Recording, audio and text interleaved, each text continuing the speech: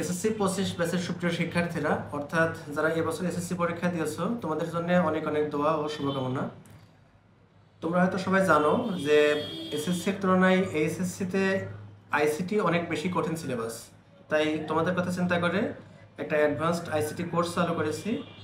আমি তোমাদেরকে রিকোয়েস্ট করব যে এই কোর্সে সবাই ভর্তি হয়ে যাও। দেখো, তোমাদের রেজাল্ট হতে এখনো বেশ কিছুটা দিন বাকি। এরপরে কলেজে ভর্তি প্রক্রিয়া, তারপরে ক্লাস কার্যক্রম শুরু, বেশ অনেক দিন সময় পাবা। তো এই সময়টা তোমরা বাড়িতে বসে না থেকে যদি তোমার প্রযুক্তির জ্ঞানকে একটু বাড়িয়ে নিতে চাও, বর্তমান যুগ তোমরা জানো, বর্তমান যুগ তথ্য প্রযুক্তির যুগ। তথ্য প্রযুক্তির সঠিক জ্ঞান ছাড়া এখন তোমার ক্যারিয়ারটাকে ভালোভাবে নিয়ে যাওয়াটা খুবই কঠিন হবে।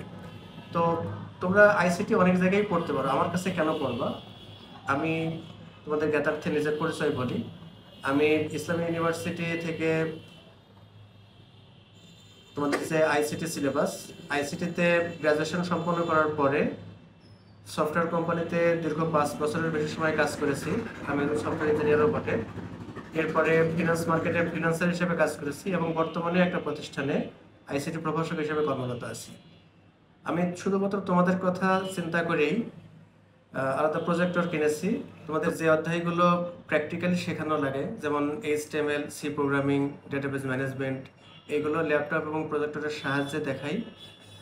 এছাড়া যাদের বাড়িতে ল্যাপটপও নেই বা কম্পিউটারও নেই, তারা যেন মোবাইল ফোন থেকেই এই প্রোগ্রামগুলো রান করে দেখতে পারে, এজন্য আমি কিছু অ্যাপ দিয়ে দেই।